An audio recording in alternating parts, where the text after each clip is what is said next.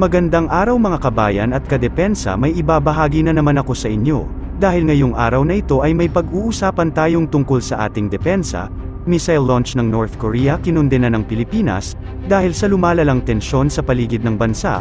Pero bago tayo magpatuloy, wag mo muna kalimutan mag-like, share, and subscribe. Paki-follow at like muna ng aming page na nasa description na ang link. Mariing kinundena ng Department of Foreign Affairs ang inilunsad na ballistic missile ng North Korea noong nakaraang linggo. Sinabi ng DFA na ang Democratic People's Republic of Korea actions ay pinoprovoke nito ang tensyon, kapayapaan at katatagan sa Korean Peninsula maging sa Indo-Pacific region.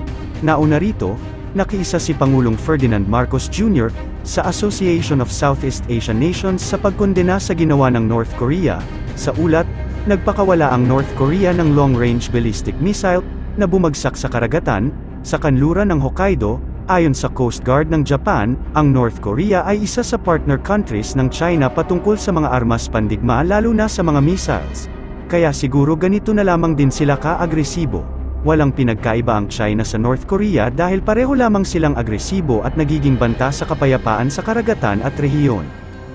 Inutusan naman ng pinuno ng North Korea na si Kim Jong-un, ang sektor ng militar, munitions at nuclear weapons ng kanyang bansa, na pabilisin ang paghahanda sa digmaan para kontrahin ang tinatawag niyang hindi pa nagagawang confrontational na hakbang ng US, sa pagsasalita sa mga direksyon ng patakaran para sa bagong taon sa isang mahalagang pulong ng naghaharing partido ng bansa noong Miyerkules. Sinabi rin ni Kim na palalawakin ng North Korea ang estratehikong pakikipagtulungan sa mga bansang anti-imperialist independent. Ang North Korea ay nagpapalawak ng ugnayan sa China at Russia. Bukod sa iba pa, habang inaakusahan ng US ang North Korea ng pagbibigay ng kagamitang militar sa Russia para magamit sa digmaan nito sa Ukraine, habang ang Russia ay nagbibigay ng teknikal na suporta upang tulungan ang North na isulong ang mga kakayahan nitong militar. Noong Huwebes, binisita ni South Korean President Yoon Suk Yeol ang isang frontline military unit sa Eastern County ng Yeoncheon, upang siyasatin ang posture ng depensa nito at nanawagan ng agarang paghihiganti kung may anumang provocation mula sa North Korea.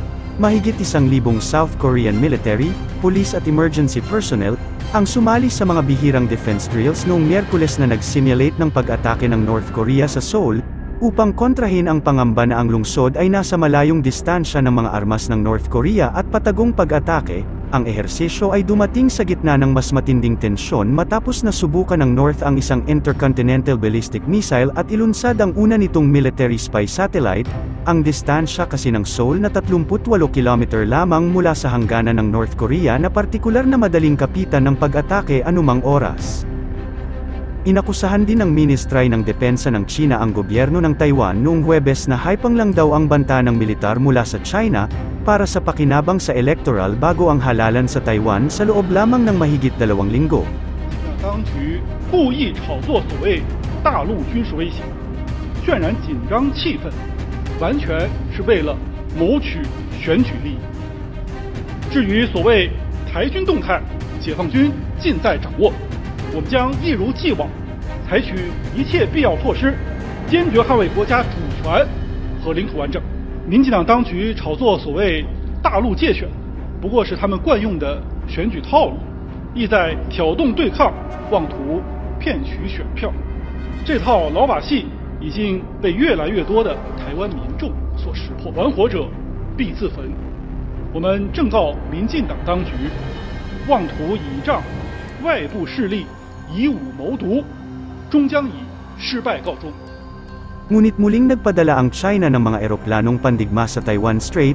Ang halalan sa pagkapangulo at parlamentaryo sa Taiwan sa ika-13 ng Enero ay humuhubog sa ugnayan ng isla na inaangkin ng China sa Taiwan, na sa nakalipas na 4 na taon ay nagpapataas ng presyon ng militar upang igiit ang mga pag-aangkin nito sa soberanya. Habang papalapit ang halalan, iniulat ng Taiwan ang mga fighter jet at barkong pandigma ng China sa paligid ng isla, pati na rin ang mga spy balon na tumitawid sa sensitibong Taiwan Strait, kahit na sinasabi ng militar ng China na ang mga ito ay layunin lamang sumubaybay sa panahon. Sinabi ng tagapagsalita ng Chinese Defense Ministry na si Wu Chen, na ang gobyerno ng Taiwan ang dapat sisihin sa mga tensyon. habang ang buong sandatahan at kasundaluhan ng Pilipinas ay nakahanda para sa posibleng pag-atake ng mga kalaban bilang paghiganti. Matatandaan kasi sunod-sunod ang operasyon ng ating militar laban sa mga rebelding grupo, matapos mapuksa nila ang maraming bilang ng mga ito at mapahina ng militar ang puwersa ng kalaban.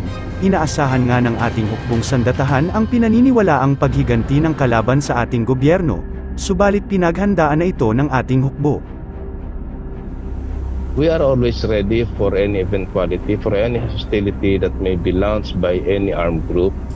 And right now, when you talk about the CPP-NPA, they are on the run.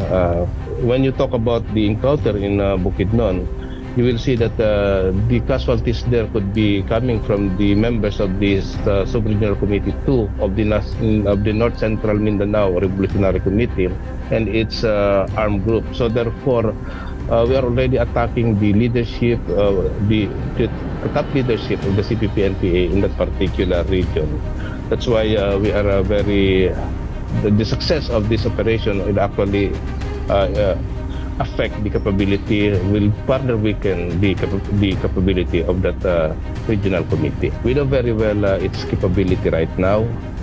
There is a problem on the leadership. There is a vacuum in the leadership of the CPP at the national level. So we were surprised to see a document allegedly coming from the Central Committee when the Central Committee is almost dissolved, with many of its members arrested or neutralized in encounters.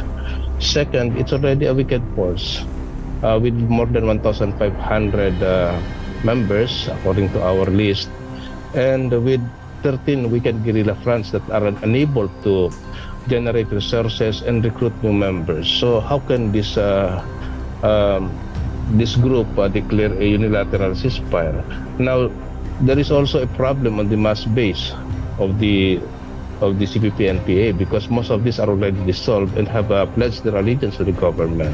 So for us, it's really an empty statement, because the CPP-NPA-NDF has no capability to declare such declaration, such a ceasefire or unilateral ceasefire among its troops. They are scattered in different parts of the country, and that is why they are weak, because they are already scattered, and we are running after them. So that's the present situation of the CPP-NPA. Para sa mas madaming update tungkol sa ating defense, abangan lamang ang aking mga bagong video. Para naman sa mga gusto magpa-shoutout, mag-comment lamang po at share, paki-follow at like muna ng aming page na nasa description na ang link. Huwag mo na rin kalimutan mag-like, share, and subscribe. Pindutin mo na rin ang bell para updated kayo sa aking mga video. Maraming salamat po.